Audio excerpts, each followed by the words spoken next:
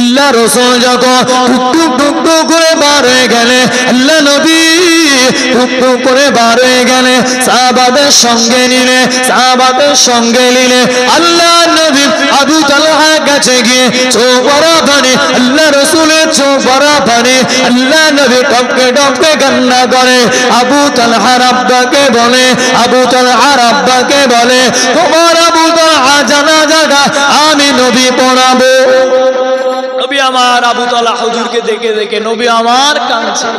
আল্লাহর রাসূল যখন এত কান্না কাঁদে বলে আমি আবু তালহা জানাজাটা আমি নবী পড়াবো। কিছুদিন পরে আল্লাহ রাসূল আবু তালহার আব্বাকে আবার জিজ্ঞাসা করলেন কি ব্যাপার, আমার আবু তালহা কোথায়? ইয়া রাসূলুল্লাহ হাবিবাল্লাহ, হুজুর বেয়াদবি নেবেন না, হুজুর বেয়াদবি আপনি নেবেন না, আমার আবু তালহা দুনিয়া জমিনে আমি নবী বলেছি তোমার ছেলে জানাজা আমি নবী আমি রাসূল তোমার ছেলের জানাজাটা পড়াবো। তোমার ছেলের জানাজাটা কি হলো বলো? ইয়া রাসূলুল্লাহ হাবিবাল্লাহ, হুজুর আমার কচিটা আমার নিয়ত করেছিল আমার জানাজাটা আমার ছেলে আমাকে পড়াতে বলেছিল, আমি নবী না বলেছিলাম, আমি রাসূল তো বলেছিলাম তোমার ছেলের জানাজাটা আমি পড়ি।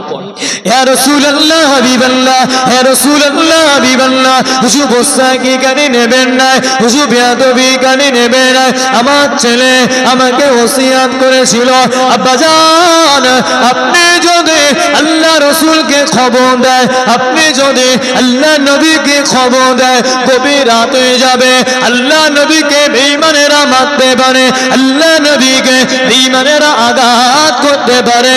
ইয়া রাসূলুল্লাহ হাবিবাল্লাহ, ইয়া রাসূলুল্লাহ হাবিবাল্লাহ, আপনার আবু তালহা আপনাকে এত মহব্বত করে, আপনাকে এত ভালোবাসে, ইয়া রাসূলুল্লাহ হাবিবাল্লাহ, ইয়া রাসূলুল্লাহ হাবিবাল্লাহ, ওই জন্য আবু তালহা আপনাকে আসতে নিষেধ করে দিলেন। হুজুর আপনাকে কম মহব্বত করে না, ওই জন্য নিষেধ করে দিলেন যেন আপনি যেন না আসেন, আপনি এলে আমার আবু তালহা আপনি এলে আপনার কষ্ট হবে বলে আমার ছেলে আপনাকে বারণ করলেন। কতটা নবী মহব্বত, কতটা নবীর ভিতরে প্রেম দেখেন। ওই জন্য রাসূলের প্রেম বেশি বেশি আমাদের মনে রাখার দরকার আছে। নবী পাকের ভালোবাসা যদি আমাদের মন থেকে আস্তে আস্তে উঠে যায়, ঈমান থাকবে।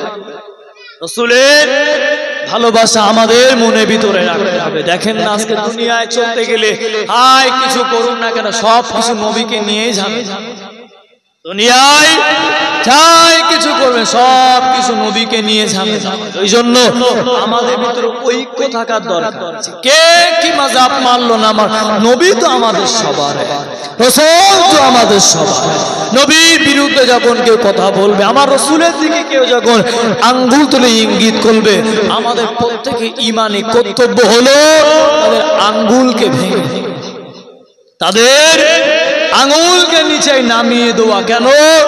হুজুরের দিকে আঙ্গুল তুলে একটা ইমানদার বসে থাকতে পারে, ইমানদার কোনদিন বসে থাকতে পারে। ওই জন্য যাই করবে হুজুরকে ভালোবাসো। ওই জন্য আমার কবি অতি সুন্দর ভাষায় কি লিখছে শুনে, বদলে যাবে এই দিন ও বন্ধু বদলে যাবে এই দিন, বদলে যাবে এই দিন ও বন্ধু বদলে যাবে এই দিন, জলদি চলো মুষ্টি তোলো, জলদি চলো মুষ্টি তোলো, বাজাও জিহাদের বিন, বদলে যাবে এই দিন ও বন্ধু বদলে যাবে এই দিন, বদলে যাবে এই দিন ও বন্ধু বদলে যাবে এই দিন, জুলুম যাতনাই পড়ে মানুষ হয়ে গেছে আজ অস্থির, তোমার সুরে সুর মিলিয়ে বলবে ওরাও তাকবীর,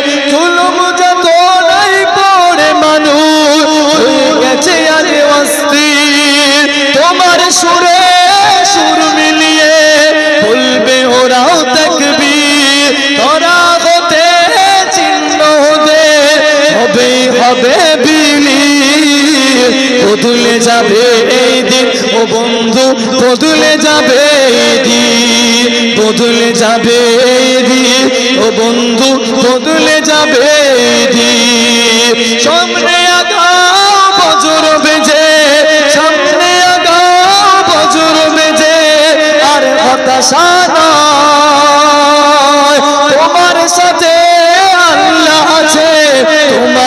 কিসের ভয় বদলে যাবে এই দিন ও বন্ধু বদলে যাবে এই দিন আমার নবীর বিরুদ্ধে আঙুল তোলে যারা আঙুল তাদের নামিয়ে দেব তোরা হুঁশিয়ারি তারা বদলে যাবে এই দিন ও বন্ধু বদলে যাবে এই দিন আল্লাহুম্মা সাল্লি আলা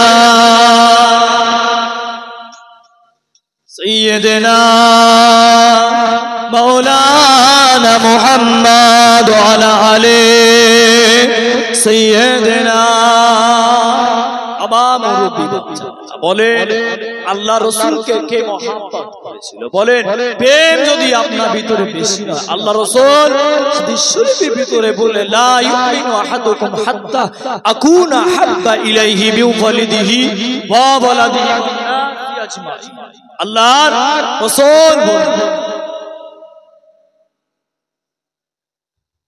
নবী আমার জানিয়ে দিলেন কেউ যতক্ষণ না পর্যন্ত আমি রাসূল আমাকে বেশি মহব্বত না করতে পারলো আমি নবী আমাকে যদি বেশি বেশি প্যার না করতে পারলো সে কামিল মুমিন হতে পারে সে অর্থাৎ পরিপূর্ণ ঈমানদার হতে পারে কে নবীকে মহব্বত করেছিল আল্লাহর রাসূলের সাহাবা হযরত ওমর রাদিয়াল্লাহু তাআলা বলে যখন ছোট ছোট বাচ্চাগুলো ঝামেলা করে কি বলে ছোট বাচ্চাগুলো যখন ঝামেলা করে কি বলে তুই আমাদের পড়াতে আসে দেখে আমার বাপের সাথে বলে দেবো অমুককে ডেকে নেবো জানিস আমাদের পাওয়ার একবার ইমাম হাসান ও সাইফ রাদিয়াল্লাহু তাআলা এবং হযরত ওমর হুজুরের ছেলে তখন অর্ধেক জাহানের বাদশা হযরত ওমর রাদিয়াল্লাহু তাআলা আল্লাহর রাসূলের সাহাবা ওমর তখন মক্কার প্রেসিডেন্ট হয়েছে সেই সময়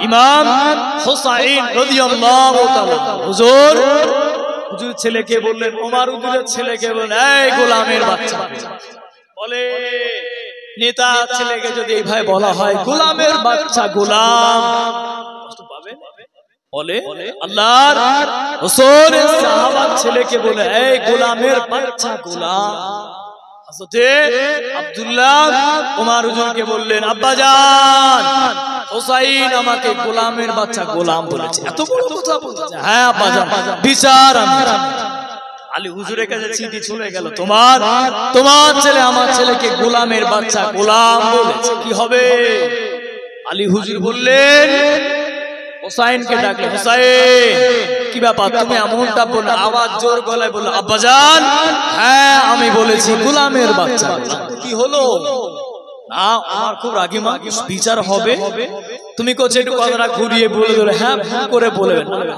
আমি নবী মুহাম্মদ সাল্লাল্লাহু আলাইহি ওয়াসাল্লামের নাতি আমি ইমাম হুসাইন আব্বাজান ওমর হুজুর তো কি হয়েছে মাথা নত যদি করতে হয় আল্লাহর দরবারে করে জোরে বলেন একটু সুবহানাল্লাহ জোরে জোরে বলে মাথা নত যদি করতে হয় আল্লাহর দরবারে করে সিজদায় আমার মাথা নত হবে ওমর তো সাহাবা কি হলো আপনি ভয় পান আলী হুজুরের হাতগুলো কেন ওই সে আমার নিজের ছেলেকে পর্যন্ত ছাড়ে আমি তো আলী কি আমি আলী আমি তো কে নাকি নিজের ছেলেকে পর্যন্ত ছাড় হযরত হুসাইন হুজুরকে চিঠি দিয়ে মদিনা শরীফে ডাকা হলো মেম্বারে ডাকা হলো কি ব্যাপার আমার হুজুর খুব রেগে গেছে তুমি নবীর জামাই নবীর নওয়াসা বলে এত নবীর নাতি বলে আমার ছেলেকে তুমি কি বলে আব্দুল্লাহ হুসাইন কি বলেছিল তোমাকে আব্বাজান আমাকে বলেছিল গোলামের বাচ্চা গোলাম আব্বাজান আমাকে এই কথা বলেছে সব সাহাবা হুজুরা চুপচাপ হুসাইন তোমার হুজুর জিজ্ঞাসা করলেন ওমর হুজুর জিজ্ঞাসা করলেন কি ব্যাপার তুমি কি বলেছো হ্যাঁ আমি বলেছি আল্লাহ নবী সাহাবা হযরত আব্দুল্লাহ রাদিয়াল্লাহু তাআলা আনহু ইমাম হুসাইন আল্লাহর বাবার সামনে মাথাটা উঁচু করে এক বাক্যে বলে দিল, ও ইমামের ইমাম, ও ইমামুল মুসাল্লি, ও খাতামুল মুসাল্লি, আল্লাহ পাকের নবী সাহাবা, ও হযরত ওমর ফারুক আমিরুল মুমিনিন, তুমি কি বলো, তুমি কি আমার নানার গোলাম ছিলে না? তুমি কি আমার নানার গোলাম ছিলে না? তুমি কি আমার নানার ওযুর পানিটা গিয়ে দিতে না? তুমি কি আমার নানার জুব্বা শরীফটা গিয়ে দিতে না? তুমি কি আমার নানার মেসওয়াকটা আগিয়ে দিতে না? তুমি কি আমার নানার গোসলের পানিটা আগিয়ে দিতে না? হযরত ওমর চোখ ভরা পানি কেঁদে জানিয়ে দিলেন, ও যুবকেরা, ও আমার মুরব্বি বাপদানেরা, মায়েরা, মহিলাগণেরা, আল্লাহ নবী সাহাবা জানিয়ে দিল, ও হোসাইন তুমি বলো, তুমি কি কথা জানিয়ে দিলে, তুমি কি কথা শুনিয়ে দিলে? আমি দেখেছি তুমি আমার নানার গোলাম ছিলে, আর এটা তো তোমার ছেলে, তাহলে গোলামের বাচ্চা কি গোলাম হয় না? গোলামের বাচ্চা কি গোলাম হয় না? খাদেমের বাচ্চা কি খাদেম হয় না? আল্লাহ নবী সাহাবা মিম্বার থেকে নেমে গেলে, মিম্বার থেকে নেমে ইমামে হোসাইন হুজুরকে বুকেতে জড়িয়ে ধরার পরে আলীকে ডেকে বলে, ও নবী পাকের সাহাবা, ও নবী পাকের জামাতা, তোমার হোসাইনকে কি বলবে? একটা কাগজের মধ্যে সই করে দিতে, এইটা লিখে দেবে, আমি আল্লাহ নবী খাদেম ছিলাম। বলে তোমার ছেলেকে বলো কি বিচার করলো? সব সাহাবারা অবাক হয়েছিল, হয়তো হোসাইন তোমার কেন এত বড় কথা বলার পর তারপরে হোসাইন হুজুরকে বললেন, এক কাজ করো, একটা কাগজে করে খাতায় করে নামটা লিখে দাও যে ওমর অমুক অমুকের ছেলে ওমর আল্লাহ রাসূলের গোলাম ছিল। বলে কেন কিছু হোক, আমি জান্নাতের সার্টিফিকেট পেয়েছি তো ফিরেছি না জানি, আল্লাহ যদি আবার আমার থেকে সার্টিফিকেটটা তুলে নেয় তখন আমি ওমর আমার উপায়টা কি হবে? আমি ওমর আমার জিন্দেগিটা কি হবে? হুসাইন তুমি কি পারবে সই করে? মান বলল, হ্যাঁ কেন পারবো, সই করে দেব। আমি নিজের চোখে দেখেছি তুমি আমার নানার খেদমত করো, আমি আমার চামড়া চোখে দেখেছি তুমি আমার নানা জানের খেদমতটা করতে, তুমি তো গোলাম। ইমাম হোসাইন লিখে দিলেন, তারপরে সবাইকে সাক্ষী রেখে বললেন, আল্লাহ নবী সাহাবা সবাইকে সাক্ষী রেখে জানিয়ে দিলে, ও নবী পাকের সাহাবারা, আমি হযরতে ওমর রাদিয়াল্লাহু তাআলা আনহু আমি আজকে বলে গেলাম, আজ থেকে আমি যদি ইন্তেকাল করব, আমি যদি দুনিয়া জমিন থেকে বিদায় নিয়ে চলে যাব, এই কাগজটা আমি ওমর আমার কাফনের ভিতরে দিয়ে দেবে, এটাকে আমি সাক্ষী স্বরূপ রেখে দেব। কি বুঝলে?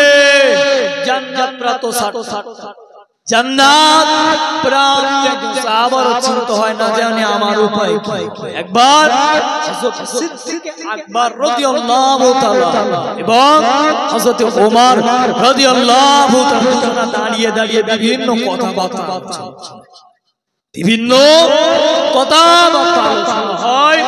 আলোচনা হতে তিনি হযরত ওমর হুজুর বললে, ভাই আবু বকর বলেন না জানি আমাদের উপায় কি হবে? আবু বকর আজকে আমি দেশটা চালাচ্ছি, আমি আজকে প্রধানমন্ত্রী হই, না জানি আমার উপায় কি হবে, আমার যদি কিছু ভুল হয়ে যায় তুমি আমাকে ক্ষমা করো। আবু বকর তুমি আমাকে ক্ষমা করো। হযরত আবু বকর সিদ্দিক রাদিয়াল্লাহু তাআলা হুজুর বললেন, ওমর আমার জীবনের থেকে তোমার জীবনের আমলটা অনেক বেশি করে দিয়েছে। জোরে বলেন না সুবহানাল্লাহ, জোরে বলে ওমর তোমার জীবনের নেকির পাল্টা কেন? ইসলাম জাহানের আগে কলমা পড়ার আগে তুমি যে অন্যায় অপরাধ গুলো করেছিলে, যে শিরক গুলো করেছিলে, তওবা করার পর রাসূলের হাতে হাত রাখার পরে আল্লাহ ওই গুনাহগুলো থেকে তোমার আরো নেকিতে ভরপুর করে দিবে। জোরে বলে। তখন ওমর হুজুর বললেন, ভাই আবু বকর, তাহলে এক কাজ আবু বকর, তবে শুনে রেখে দাও, তোমার জীবনের আমলটা তুমি আমার দিয়ে দাও, আমার জীবনের আমল তোমার নিয়ে নাও। কি করবে বলে? আবু বকর, তোমার জীবনের আমল তুমি আমাকে দিয়ে দাও, সব আমল ওই রাতের আমলটা আমাকে। আর আমার, তুমি বললে আমার জীবনে প্রচুর আমল আছে, আমার আমলগুলো তুলে এই আমলগুলো সিদ্দিকে আকবর রাদিয়াল্লাহু তাআলা বললে, চলো আল্লাহ রাসূলের কাছে যাও। হযরতে ওমর রাদিয়াল্লাহু তাআলা আল্লাহ নবী সাহাবাকে বললে, ও সিদ্দিকে আকবর, ও সত্যবাদীদের নেতা, তোমার জীবনে প্রতিটা আমল আমি চাই না, আমার জীবনের সব আমলগুলো আমি তোমাকে দিয়ে দেব, সব তোমাকে দিয়ে দেব, তবে তোমার জীবনের এক রাতের আমল আমি ওমর আমাকে হাওলা করে দিয়ে দাও। তোমার জীবনের এক রাতের আমল আমাকে হাওলা করে দাও। কোনটা? বললো যে 40টা দিন তুমি ঘুমাও, আমার রাসূল দরওয়াজায় বাড়ি আমার রাসূল দরওয়াজায় বাড়ি মারলে তুমি আবু বকর এক বাক্যে দরওয়াজা খুলবে, যে 40টা রাত তুমি জেগেছিলে, ওই 40টা রাতের আমল আমাকে দিতে হবে না। ওই রাতটা, যে রাতটা তুমি গুহার ভিতরে ছিলে, এর আগুয়ায় যে গুহাটা ছিলে, আমার নবীকে তুমি আগে যেতে যাবে, আমার রাসূলকে তুমি বড় মহব্বত করতে। কেন? ইয়া রাসূলুল্লাহ, হাবিবাল্লাহ, হুজুর বিয়াদবি নেবেন না, হুজুর এই গুহার ভিতর আগে কেন? হুজুর যদি সাপ থাকে, পোকামাকড় থাকে, জন্তু জানোয়ার থাকে, আমি সিদ্দিকে আকবর, ইয়া রাসূলুল্লাহ, হাবিবাল্লাহ, হুজুর আঘাতটা আমার উপরে হোক না আপনার উপরে। জোরে বলে সুবহানাল্লাহ, জোরে বলে হুজুর আঘাতটা যেন আমার উপরে হয়, আপনার উপরে। জোর দাঁড়িয়ে যান, আমি একটু দেখে সিদ্দিকে আকবর রাদিয়াল্লাহু তাআলা আনহু আল্লাহ নবীকে বাইরে রেখে দিলে, আল্লাহ নবীকে নিয়ে যখন একা একা চলে যায়, হিজরত যখন করলে একা একা চলে যায়, একবার সামনের দিকে যায়, একবার পিছনের দিকে আসে, একবার ডাইনে যায়, একবার বামে যায়। আল্লাহ নবী জিজ্ঞাসা করে, ও বাবাজি আবু বকর, ও বাবাজি আবু বকর, এমন কেন করো, এমন করো কেন? একবার সামনের দিকে যাও, একবার পিছনের দিকে যাও, ডাইনে গেলে বামে গেলে, ডাইনে গেলে বামে গেলে। ইয়া রাসূলুল্লাহ, হাবিবাল্লাহ, ইয়া রাসূলুল্লাহ, হাবিবাল্লাহ, আমার মনে মনে হতে লেগেছে, আমার মনে মনে হতে লেগেছে, আজকে আপনার সাথে কেউ নাই, আজকে আপনার সাথে কেউ নাই। আল্লাহ পাকের নবী, আমি আবু বকর, আমি একা আছি, আমি আবু বকর, আমি একা আছি। ইয়া রাসূলুল্লাহ, হাবিবাল্লাহ, ইয়া রাসূলুল্লাহ, হাবিবাল্লাহ, বেঈমান গুলো যদি আপনার সামনের দিক দিয়ে আঘাত করে, আপনার বুকেতে লাগবে, ওইটা আবু বকরের বুকেতে লাগবে। ইয়া রাসূলুল্লাহ, হাবিবাল্লাহ, আবার মনে মনে হয় বেঈমান গুলো যদি পিছন দিক দিয়ে আঘাত করে, ইয়া রাসূলুল্লাহ, হাবিবাল্লাহ, আবু বকরের পিঠেতে লাগবে, আপনাকে লাগতে দেব না। আমার মনে মনে হয় বেঈমান গুলো যদি ডান দিক থেকে আঘাত করে, আমার ডান কাঁধে লাগবে, আপনাকে লাগতে দেব না। আমার বাম কাঁধে লাগবে, আপনাকে লাগতে দেব না। ইয়া রাসূলুল্লাহ, হাবিবাল্লাহ, এই জন্য আবু বকর একবার সামনের দিকে যায়, একবার পেছনের দিকে আসে। হুজুর এই জন্য আবু বকর একবার সামনের দিকে যায়, একবার পিছনের দিকে। একবার সামনের দিকে যায়, একবার পিছনের দিকে। আমার এই জন্য মনে মনে জোর, আমি সিদ্দিকে আকবর এমনি আমি পিছনে। ওই জন্য হযরতে ওমর হুজুর বলেছিলেন, তোমার ওই রাতে যে রাতে গুহায় আমার নবী তুমি সব চালাগুলো বন্ধ করেছিলে, আজ আপনাদের যে রাতে চালাগুলো আপনি বন্ধ করেছিলেন, নিজের পা দিয়ে আপনি আটকে রেখেছিলেন, ইয়া রাসূলুল্লাহ হাবিবাল্লাহ হুজুরকে আপনি কায়েদ করে রেখেছিলেন, ওই রাতের আমলটাকে আপনি আমাকে দেবেন। আবু বকর সিদ্দিক রাদিয়াল্লাহু তাআলা হুজুর আমার মুসকে হুজুর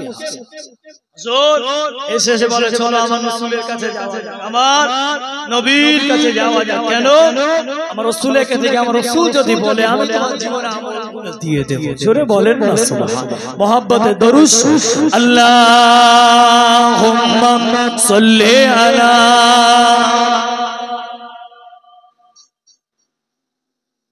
ওয়া আলা আলি সাইয়্যিদিনা।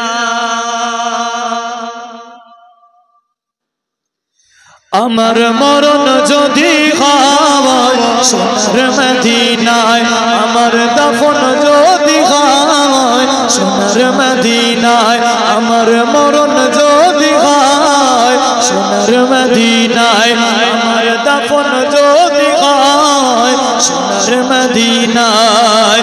তো হাজি কেঁদে কেঁদে বলে দয়াময় মওত আমার হয় যেন সোনার মদিনায়। কত হাজি কেঁদে কেঁদে বলে দয়াময় মওত আমার হয় যেন নবীজির রওজায়।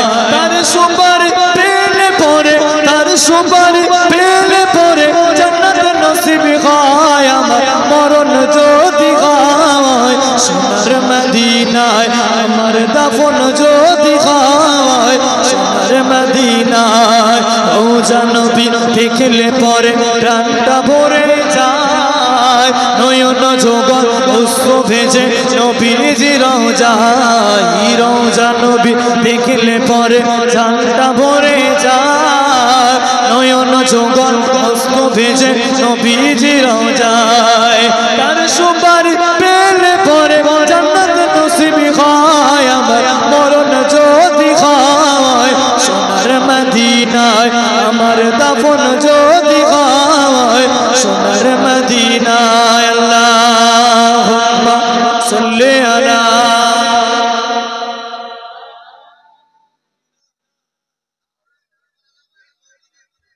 ওয়া আলা আলি সাইয়্যিদিনা।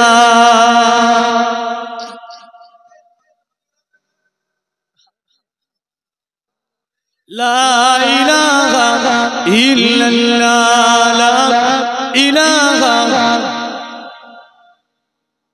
বলেন আল্লাহ নবীকে নবীর বেকার নবীকে যদি বেশি মহব্বত না করতে পেরেছেন, আমি প্রথমে হাদিস শরীফ বললাম, কোনদিন নিজেকে কামেল মুমিনের দাবি করতে সব কিছু আগে নবী ছাড়া রাস্তা নাই, নবী ছাড়া আমাদের কোনো ওই জন্য আমার রাসূলকে বেশি বেশি মহব্বত, সাহাবা হুজুররা আমার রাসূলকে যেমন মহব্বত করেছিল আপনারা মাসি সেই মহব্বতটা ভিতরে।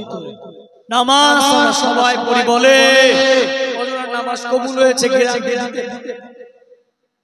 কজনের নামাজ কবুল হয়েছে ওটা ইমাম সাহেবকে ভুল ধরতে নামাজ হলো কি হলো না দেখা ইমাম সাহেবকে ভুল ধরতে আমার নামাজটা হলো কি হলো সুন্নাতটা মানলাম কি মানলাম না ইমাম সাহেব ও ঠিক বলে না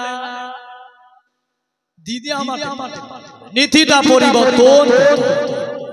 আমি সূরা মুলকটা জানি, আমি দোয়ায় কুনুত করতে জানি, কিন্তু ইমাম হুজুরকে বলতো সিরে ইমাম সাহেব আপনি এটা করলেন অথচ নিজে নিজে দোয়ায় মাসুর নিজে সূরা ফাতিহা শরীফটা ঠিকভাবে বলতে তাহলে কি হবে আমাদের জীবনটা কোন দিকে?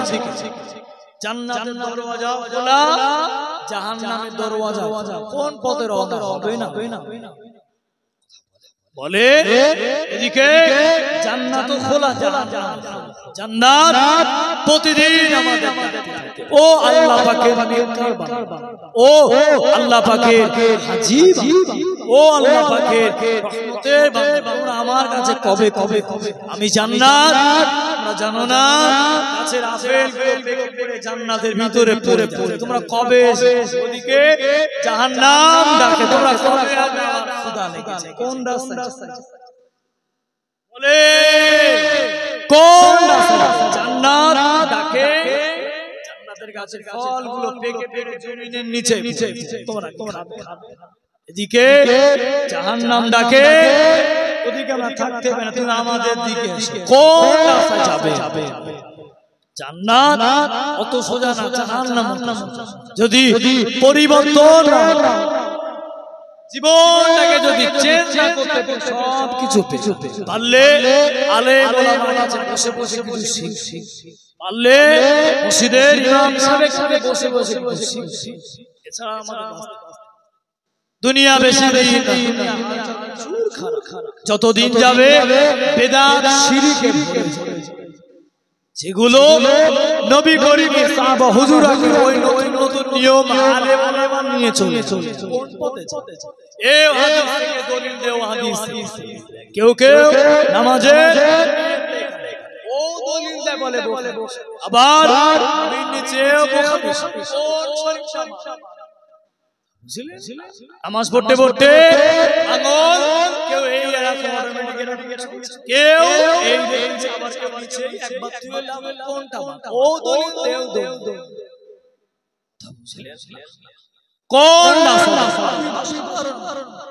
আপনার উত্তর দেবেন আপনি কি জানেন ইমামকে ভুল ধরলে ইমামের কাছে গিয়েছি ভাই আমি একটা মসজিদের ইমাম জানি কি এমনি কথা বলে হুজুর হাইয়া আলাস সালাহ হাইয়া আলাল ফালাহ তখন ইমামকে দাঁড়া 2 মিনিট আগে মিম্বারে বসে নিয়ম সাধারণ মানুষ যে সূরা ফাতিহা শরীফটা পড়তে জানে যার ভিতরে নবী পাকের আদর্শ সুন্নাত যার ভিতরে নাই কিভাবে আলেমকে বলে তোমাকে ডাকতে দিনটা কোথায় অথচ ছোট্ট নামাজ তো দূরে যাবে এক রাকাত নামাজ পড়া মেম্বারে গাটা ঠক করে ইমাম সাহেব না থাকলে কি জানে আলেম ওলামাদের সম্মান আলেম ওলামাদের ভালোবাসে গ্রামে ইমামদের বর্তমানে স্বার্থপর হয়ে গেল মেয়ের বিয়ে ইমামকে দাওয়াত করলে বিয়েটা পড়াতে ছেলের বিয়ে দাওয়াত খাও বিয়ে পড়াতে বুঝলেন না এর বিয়েতে দাওয়াত হুজুর কখন চলে ছেলে যখন বিয়ে করবে নীতিটা পাল্টা মানতে যেতে হয় মানার মতো ধরবেন তো ধরার মতো আলেম ওলামা নবী দিগকে পাগল নবী দিগকে গোলাম আপনিও হয় আলেম হন আলেমের ছাত্র না হলে আলেমে পাগল হয়ে যায় আলেম ভক্তি হয়ে যায় ইমাম সাহেব আগে নীতি ঠিক করে আমি আপনাদের এখানে বসে একবার নাও আসছে কিন্তু ইমামটা তো ঠিক নাম শেপে দিবে কিতাবে ভিতরে পাওয়া যায় আল্লামা রহমাতুল্লাহ আলাইহি কিতাব লিখলেন ওই কিতাবের ভিতরে যখন ইমাম সাহেব যখন মসজিদে ঢুকবে ইমাম সাহেবের তাজিম তোমরা নিয়ে যাবে কতনা হুজুরদের সাথে মুসাফা করতে গেলে ভিড় ইমাম কেমন মুসাফা আপনার গ্রামের নেতা তাকে নজরে রাখা কথাই নিয়ে মনটাকে ঠিক করে মন যদি ঠিক না করতে পেরেছে এই জিন্দেগি বেকার অপর জিন্দেগি জান্নাত তো জান্নাতের ভিতরে একটা মেলা মেলাটা মাজিদ মাঠে মেলা হবে প্রচুর বড় একটা সিংহাসন প্রচুর বড় স্টেজ করা হলো আগে যুবকগুলো প্যান্ডেলগুলো বলতে হলো আলেম ওলামা উৎখাত হতে জান্নাতের ভিতরে ওই জায়গায় যে সভাটা হবে প্রতিটা নবী রাসূল সুন্নাতের চেয়ারে সব পিছনে বসে জিবরিলকে বললেন জিবরিল আল্লাহ পাক আমি আপনার জান্নাত ঘুরে দেব তবে এই মসজিদ জান্নাতের মাঠ আপনাকে ঘুরতে চাই জিবরিল বললেন ইয়া রাসূলুল্লাহ হাবিবাল্লাহ হুজুর আল্লাহ পাক আমাকে 600 ডানা দিলেন হুজুর সব ডানার ক্ষমতা আমি মাঠ থেকে ঘুরে শেষ করতে জোরে পড়ে আল্লাহ পাক আমাদের প্রত্যেককে ওই মাঠে মাঝি বলেন আল্লাহ জোরে বলেন আল্লাহ রাসূলের কাছে আল্লাহ নবীর কাছে আসসালাতু ওয়াসসালামু আলাইকা হে রাসূলুল্লাহ হাবিবাল্লাহ হে রাসূলুল্লাহ হাবিবাল্লাহ আপনি তো জানেন ওই জান্নাতের ভিতরে মাঝির নামক মাঠে একটা মেলা বসবে একটা জলসা বসবে একটা বড় স্টেজ থাকবে সেই স্টেজের ভিতরে সমস্ত নবী পয়গম্বর থাকবে আপনাকে গাইড করে নিয়ে আসা হবে আপনাকে আলান বলে নিয়ে আসা হবে ইয়া রাসূলুল্লাহ হাবিবাল্লাহ তিনটে চেয়ার থাকবে সবটা চেয়ার পিছনে কাতারে থাকবে তিনটে চেয়ার সামনে থাকবে তিনটে চেয়ার সামনে থাকবে ইয়া রাসূলুল্লাহ হাবিবাল্লাহ ইয়া রাসূলুল্লাহ হাবিবাল্লাহ আপনি কি জানেন ওই মাঠের ব্যাপারে জানেন জিবরিল বলতে লাগলো নকশাটা জানলো ইয়া রাসূলুল্লাহ হাবিবাল্লাহ আমি জিবরিল ওই মাঠটা যখন ঘুরতে লাগলাম ওই মাঠটা যখন ঘুরতে লাগলাম ইয়া রাসূলুল্লাহ হাবিবাল্লাহ ওই মাঠটা ঘুরে ঘুরে আমি শেষ করতে পারলাম না ওই মাঠটা ঘুরে ঘুরে আমি শেষ করতে পারলাম না 100 ডানা ছেড়ে দিলাম হাঁপিয়ে গেলাম 200 ডানা ছেড়ে দিলাম আবার আমি হাঁপিয়ে গেলাম আল্লাহ পাকের নবী আমি 600 ডানার ক্ষমতা শেষ হয়ে গেল আমি জিবরিল আর চলতে পারি না আল্লাহ পাকে সিজদায় পড়ে গেলাম হুজুর আমি জিবরিল চলতে হুজুর ওই আল্লাহ রাসূলকে বলা হলো হুজুর সামনে তিনটে চেয়ার হুজুর তিনটে চেয়ার প্রথমে আলাইহিস সালামকে